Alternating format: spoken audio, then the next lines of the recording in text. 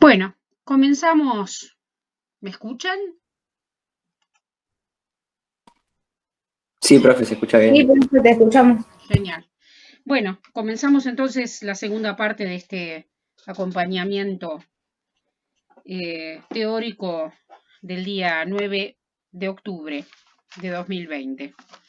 Hay algo que había pensado, digamos, trabajar con ustedes un material que no creo que nos alcance el tiempo ahora, pero lo voy a guardar para otro momento. Eh,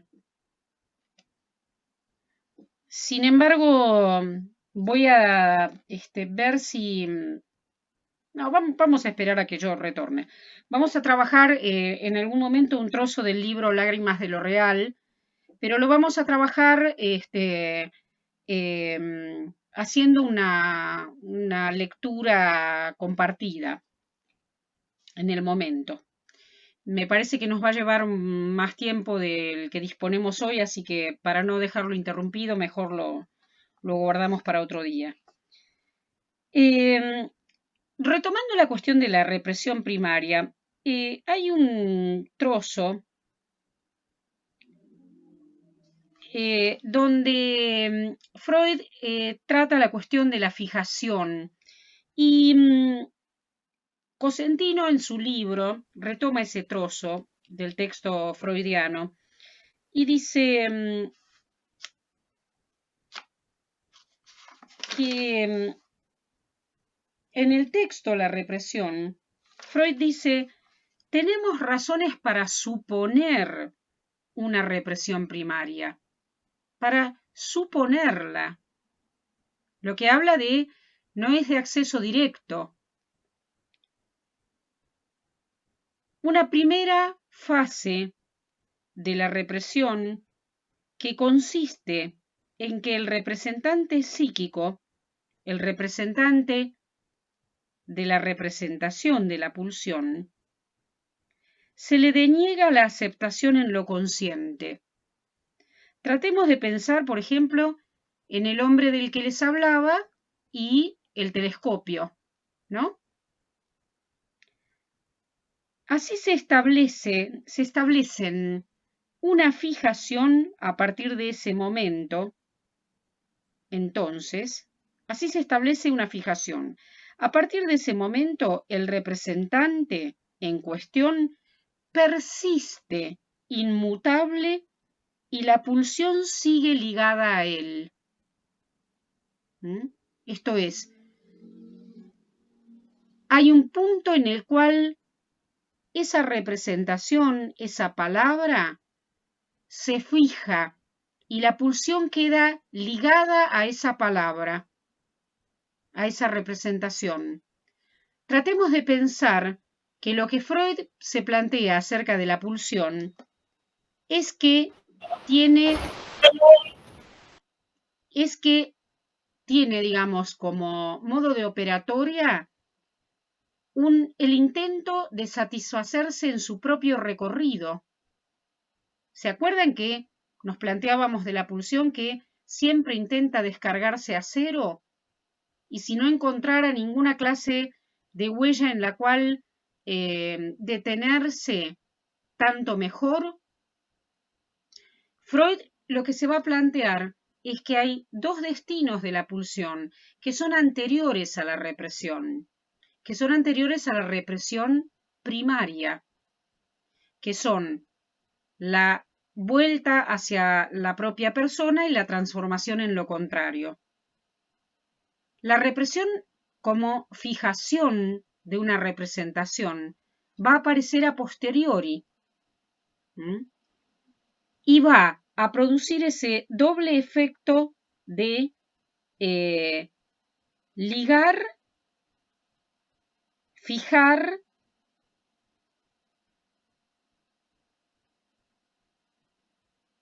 e intentar justamente que la pulsión quede adherida allí. Siempre tenemos que recordar que la represión opera sobre el elemento cualitativo. sino si pensamos que opera sobre el elemento cuantitativo, vamos a complicarnos para poder entender el funcionamiento. Tratemos de pensar que, yo siempre digo que esto es como si alguna vez les ocurrió que toman una manguera de riego y la dejan en un pedazo de un terreno, la dejan abierta, a las horas se van a encontrar con que se ha producido un caminito, un surco, una hendidura, y por allí sigue, digamos, por allí sigue el agua su curso. Si nosotros colocamos en medio de ese curso de agua una piedra o alguna otra clase de obstáculo o una planta incluso, se produce otra cosa ahí, ya no es el mismo circuito.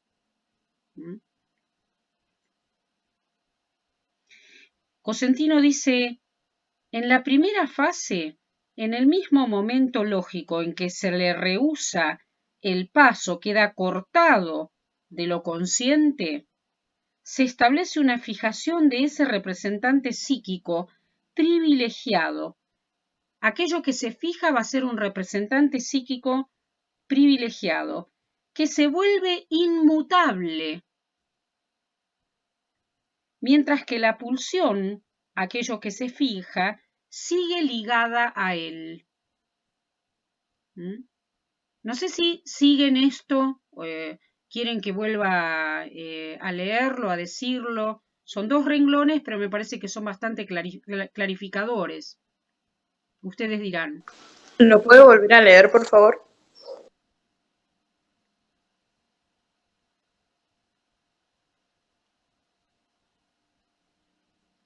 La represión primaria queda definida como la fijación del representante psíquico, el representante de la representación de la pulsión, mientras que la pulsión permanece ligada a él, vale decir, dicho representante de la representación de la represión primaria se fija y al mismo tiempo fija. En la primera fase es en el mismo momento lógico en que se le rehúsa el paso, queda cortado de lo consciente, se establece una fijación de ese representante psíquico privilegiado.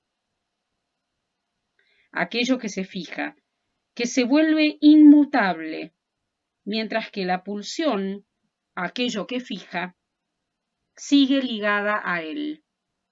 En la represión primaria hablamos de algo que fija, que está fijo y que a la vez fija. No hablamos de ninguna clase de desprendimiento, sino todo lo contrario. Donde hablamos de un desprendimiento de la cosa energética, de la representación, es en torno de la represión secundaria. ¿Vamos hasta ahí?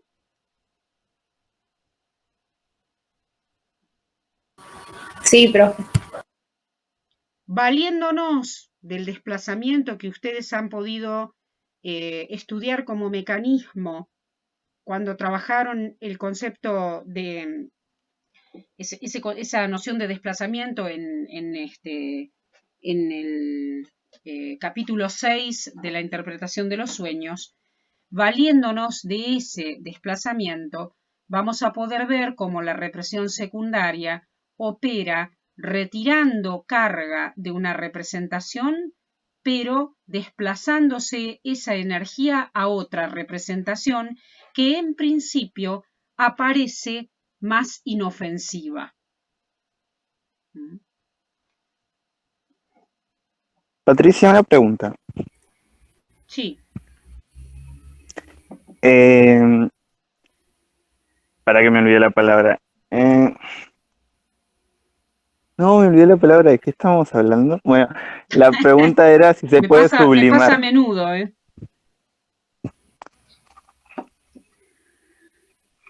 La pregunta era si se puede sublimar. La pregunta es si se puede sublimar y la respuesta es La que represión, ¿se puede sublimar? vos estás cayendo en el punto en el cual muchos psicoanalistas quedaron atorados, ¿no?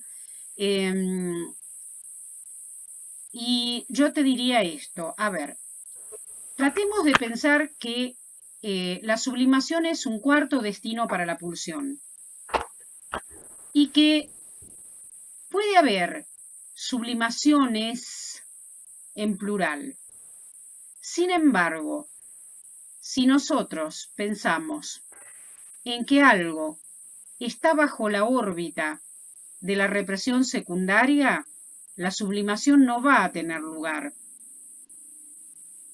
Así todo, en oportunidades, algo queda bajo la órbita de la represión y entonces surge otra cosa que hace como un bypass y entonces podemos sortear eso y encontrarnos con alguna otra cuestión que abra a la, perdón, que abra a la creación o a la recreación por otra vía.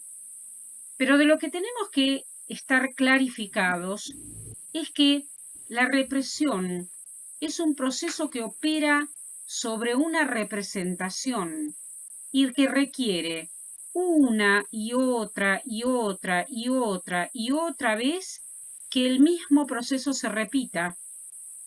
Si en un momento se deja de repetir eso, probablemente esa energía disponible de la pulsión quede eso disponible. Discúlpenme, pero voy a desenchufar un aparato que está haciendo ruido. Perdonen, ¿eh?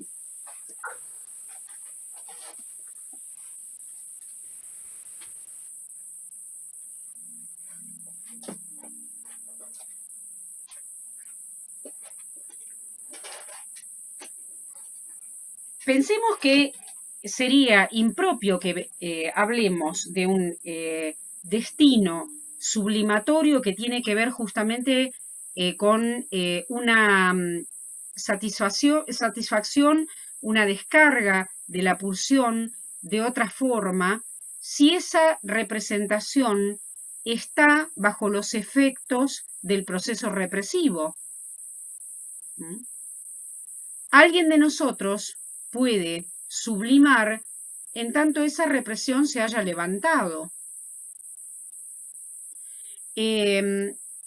Hay toda una serie de producciones desde el psicoanálisis que han dejado, ahora ya no tanto, porque ya es como una cosa, digamos, de la cotidianeidad del psicoanálisis, digamos, por estas épocas, plantearse la cosa de la sublimación.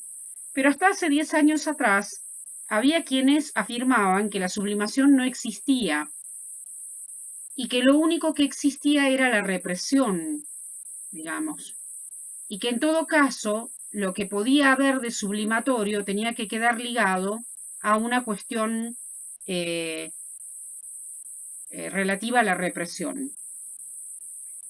Si nosotros tomamos en cuenta lo que Freud nos plantea, ¿qué hacía Freud en un análisis?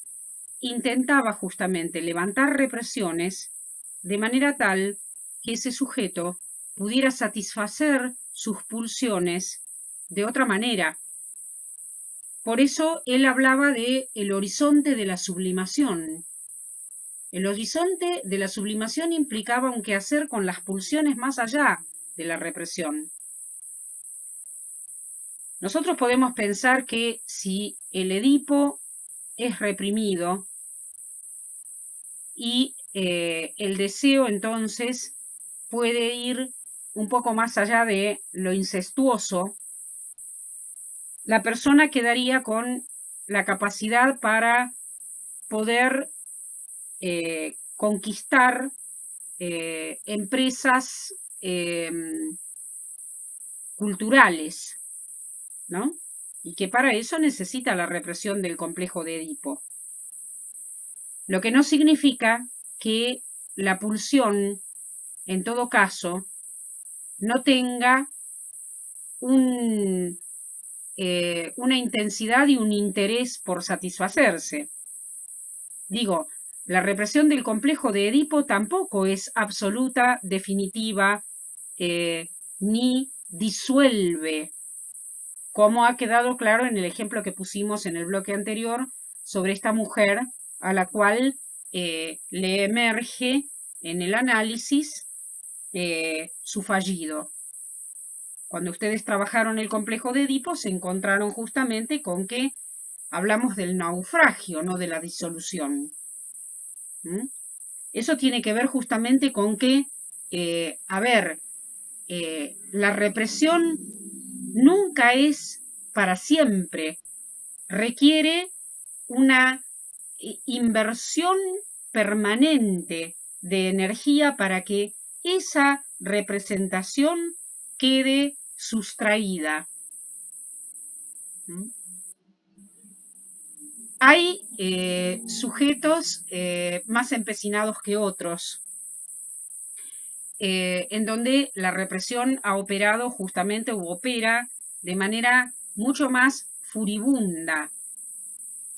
Y entonces la posibilidad de que con la pulsión se pueda hacer otra cosa, como sublimarla, queda más acotada. De todas formas, tomando nuevamente el planteo que hacía Fernando, creo que es importante que podamos distinguir que el proceso de represión sobre una representación impide la sublimación de algo de eso, pero que la pulsión va a encontrar su exutorio, digamos, en donde probablemente algo pueda ser sublimado que no pase por esa representación. Ustedes trabajaron el caso de Magdalena y vieron cómo allí la represión operó y cómo operó. Sin embargo, hubo un momento en el cual, vía el análisis en ese caso, algo quedó sorteado de esa represión. Freud decía que había que cuidarse mucho de levantar represiones en los pacientes, porque él decía que no todo humano está en todo momento en condiciones de arreglárselas con la pulsión a la deriva. Entonces, no se trata de, a tontas y a locas, tratar de levantar represiones. La represión también implica una cosa de equilibrio, digamos, que ha tomado el funcionamiento inconsciente de esa persona, a la que solo en el análisis podremos llamar sujeto.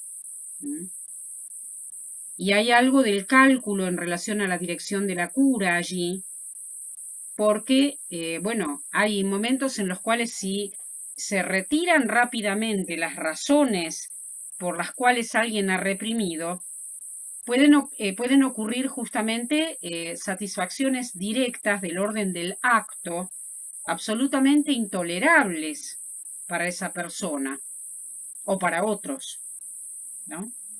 A veces alguien dice, lo mataría, por ejemplo, ¿no?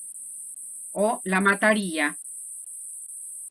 Bueno, si algo de la represión opera sobre eso, probablemente no lo mate.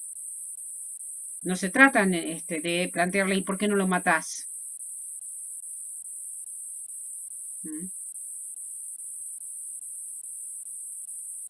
Esto que yo les cuento así burdamente, ¿saben la cantidad de intervenciones que ha habido y hay en la historia del ejercicio del psicoanálisis en que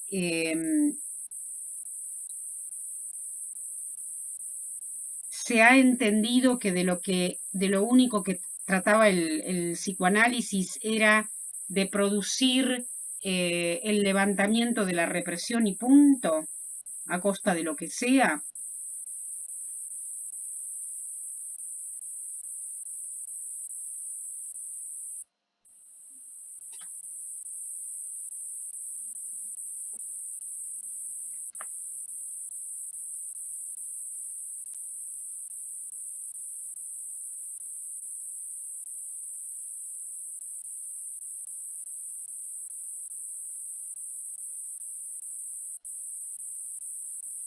Bueno, ¿qué más? ¿Se preguntaron acerca de la transferencia?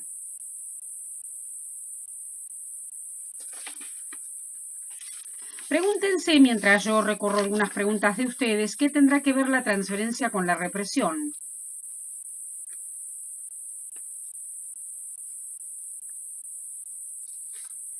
Acá un grupo se pregunta, ¿qué es el juicio adverso? Y eso es algo que charlamos hace un rato, ¿no? Cuando la persona está en condiciones de poder hacer un juicio en el cual la conciencia quede implicado respecto de, no, esto no lo voy a hacer porque me traería un gran pesar, esto no lo voy a hacer porque ocasionaría tal cuestión, digamos, en torno de lo que es la satisfacción de la pulsión. Digo porque acá no se trata de que alguien diga esto no lo voy a hacer, ¿no? Hay un muy interesante texto que se llama un texto literario de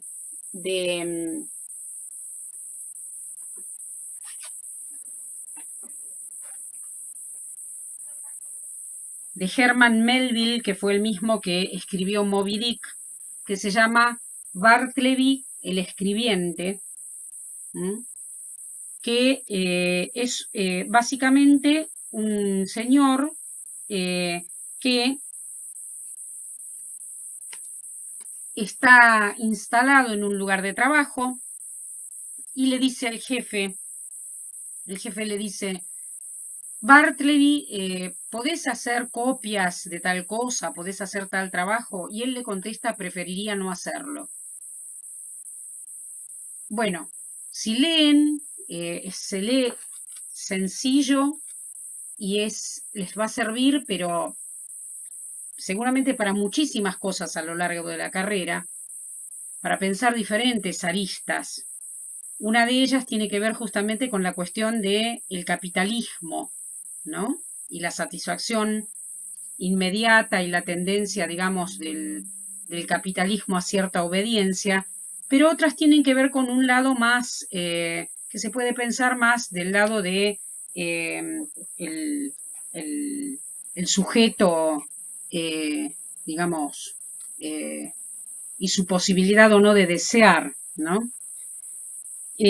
Ustedes van a ir viendo que cuando lo lean, tal vez lo incluyamos dentro de alguna clase de trabajo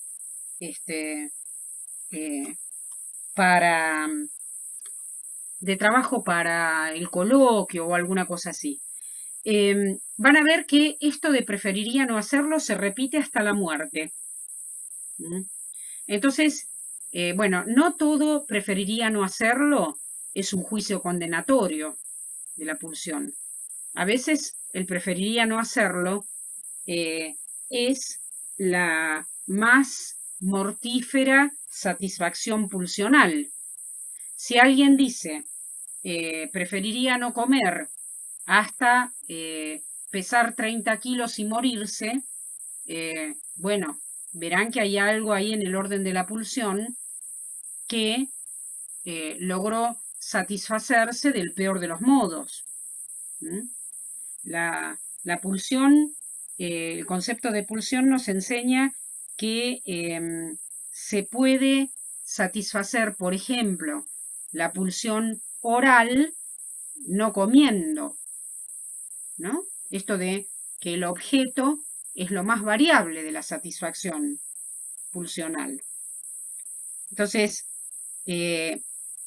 digo, cuando hablamos del juicio condenatorio tenemos que poder ubicar bien de qué se trata y también en relación a qué representación, sobre qué representación estaría operando y demás.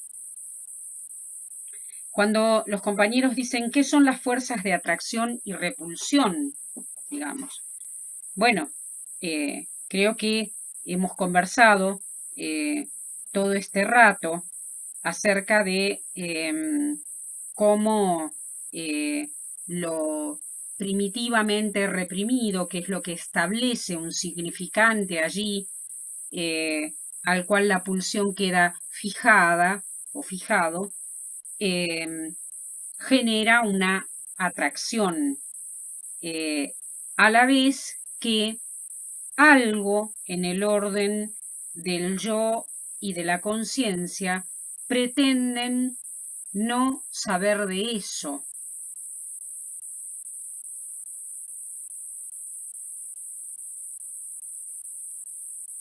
Acá en el mismo grupo se preguntan ¿por qué una represión como la fobia a los animales puede definirse como radicalmente fracasada? Bueno, para empezar pensemos que no es la fobia a los animales, ¿no? En cada persona en la que se juega algo en el orden de una fobia, habrá que preguntarse qué se juega ahí. Si pensamos en Juanito, por ejemplo, y la fobia a los caballos, podemos entender que hay algo allí en donde la represión de los deseos incestuosos hacia su mamá no había operado aún como para poder dejarlo librado a Juanito de esa madre, y que entonces su recurso era el miedo.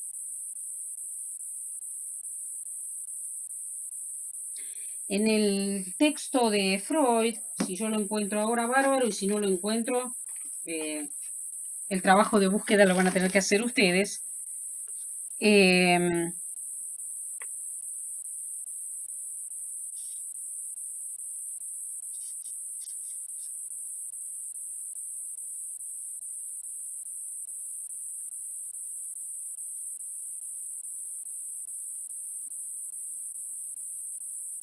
Habla de una serie de destinos en relación a lo que puede ser la pulsión, ¿no? Y dice, no solamente dice que la represión no es tan solamente individual, sino también móvil en alto grado, ¿no? Y un poquito antes de eso, dice, la represión labora pues de un modo altamente individual. Cada una de las ramificaciones puede tener su destino particular y un poco más o menos de deformación hace variar por completo el resultado. Observemos asimismo que los objetos preferidos de los hombres, sus ideales, proceden de las mismas percepciones y experiencias que los objetos más odiados, y no se diferencian originalmente de ellos sino por pequeñas modificaciones. Puede incluso suceder, como ya hemos observado al examinar la génesis del fetiche, que la primitiva representación de la pulsión quede dividida en dos partes, una de las cuales sucumbe a la represión, mientras que la restante, a causa precisamente de su íntima conexión con la primera, pasa a ser idealizada, ¿no? Me parece que en medio, por ejemplo, de el trabajo que hace Juanito respecto de poder separarse de su mamá, valiéndose del caballo, hay algo allí que no termina de poder entrar por el lado de la represión, ¿no? En ese sentido es que Juanito necesita un objeto concreto del cual agarrarse.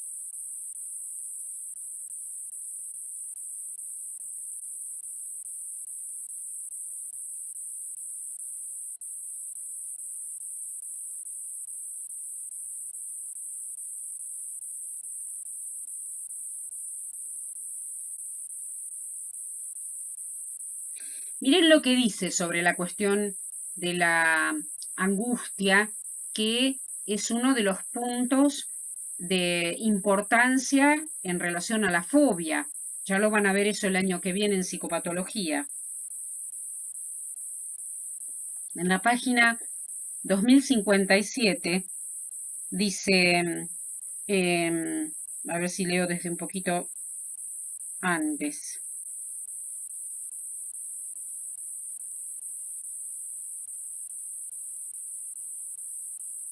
Dice, el destino del factor cuantitativo de la representación de la pulsión puede tener tres posibilidades, según las apreciamos desde una vista panorámica de las observaciones realizadas por el psicoanálisis. Dice, puede quedar totalmente reprimido y no dejar vestigio alguno observable. Puede aparecer bajo la forma de un afecto cualitativamente coloreado de una forma u otra, o puede ser transformado en angustia. Estas dos últimas posibilidades nos fuerzan a considerar la transformación de las energías psíquicas de las pulsiones en afectos, y especialmente en angustia, como un nuevo destino de las pulsiones. Recordamos que el motivo y la intención de la represión eran evitar el displacer. De ella se deduce que el destino del montante de afecto de la representación es mucho más importante que el de la idea. Circunstancia decisiva para nuestra concepción del proceso represivo. Él dice, con una representación, digamos, puede pasar esto, aquello, lo otro, puede quedar sustraída, pero tenemos que mirar también qué ocurre con el elemento cuantitativo, que a veces genera una angustia tal, ocasionada por un objeto como el caballo, por ejemplo. Y entonces podemos decir que la represión fracasó ahí. O podemos decir que no operó.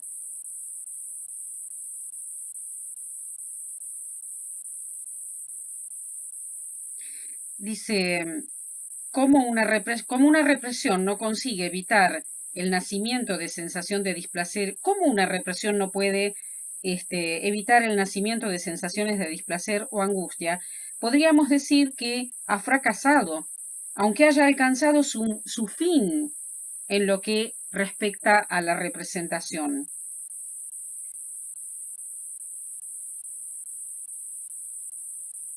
Naturalmente, la represión fracasada ha de interesarnos más que la conseguida, la cual escapa casi siempre a nuestro examen.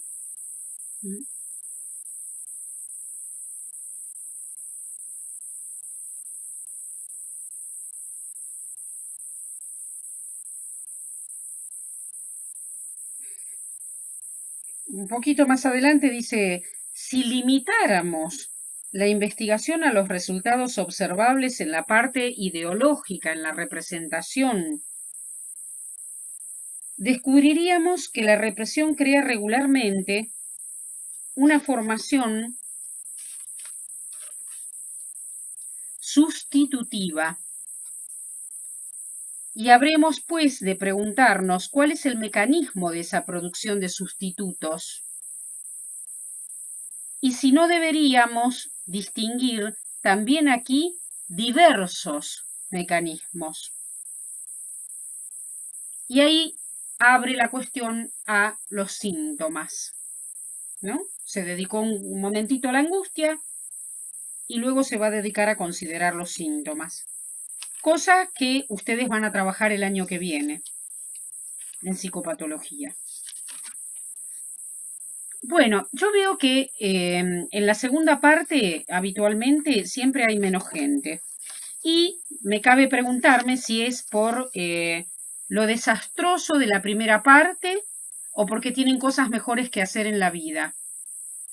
Pero siempre se lo pregunto a los que se quedan, ¿no? En la presencialidad pasaba lo mismo. Solo que en la presencialidad a veces yo me acordaba de decírselos en el inicio, ¿no? Pero bueno, los que se quedaron, ¿qué va a ser? digan ustedes si quieren ir preguntando algo mientras yo, o comentando algo mientras yo pienso, tomo algunas de las preguntas que ustedes hicieron.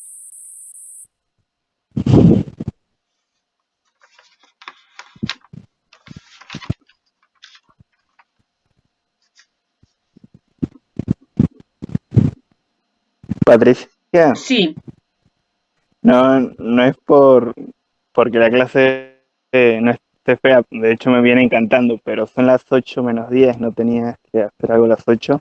sí, teníamos. Menos mal que están ustedes para recordarme. Bueno, mm,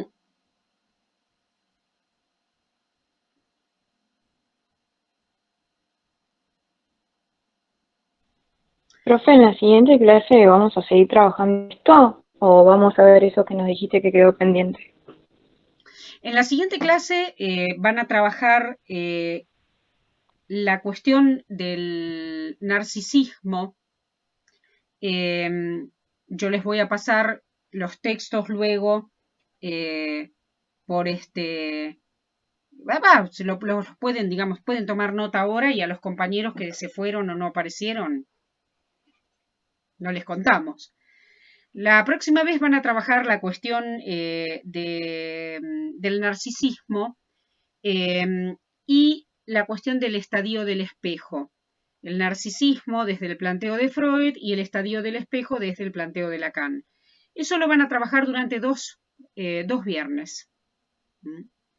La cuestión de la represión probablemente la vayan a retomar. Hay un montón de preguntas interesantes que ustedes hacen acá que tienen que ver justamente con esto de qué tiene que ver la represión con lo inconsciente. Pensemos que si la represión primaria fija una representación, de alguna manera lo que está produciendo allí es la inauguración del inconsciente. ¿Mm?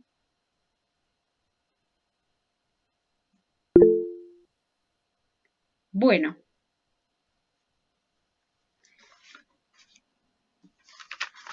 ustedes vieron que el tiempo es relativo, ¿no? Tal vez ustedes, para ustedes se hizo de chicle, pero bueno, este segundo momento me parece que fue como, a mí me parece que fue como muy cortito.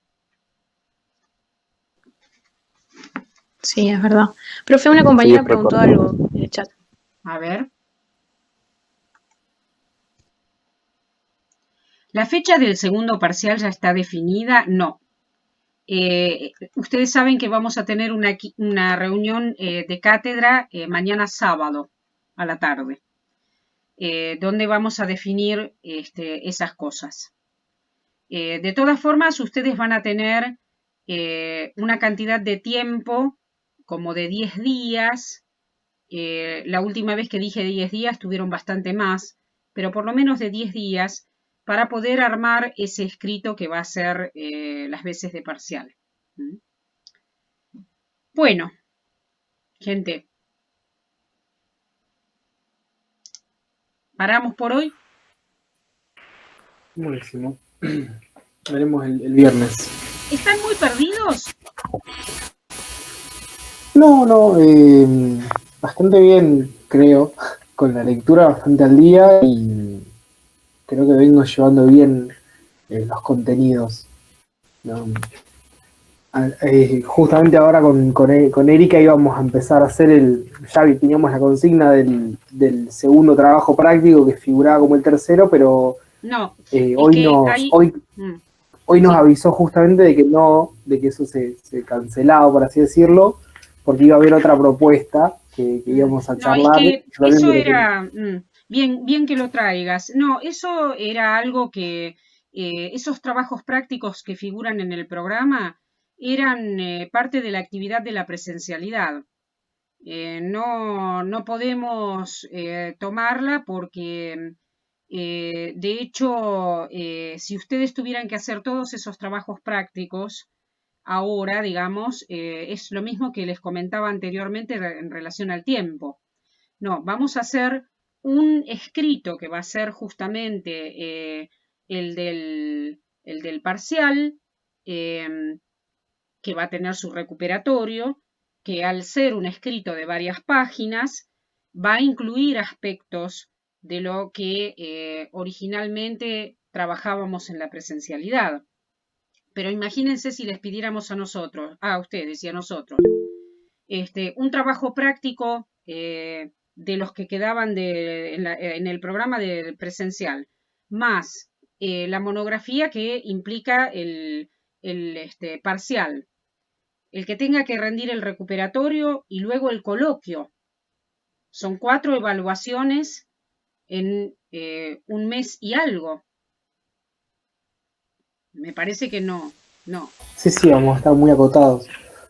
Patricia, el coloquio se hace en noviembre, ¿verdad? Al finalizar la cursada. Se hace al finalizar la cursada. En la presencialidad establecíamos una fecha y en esa fecha se hacía.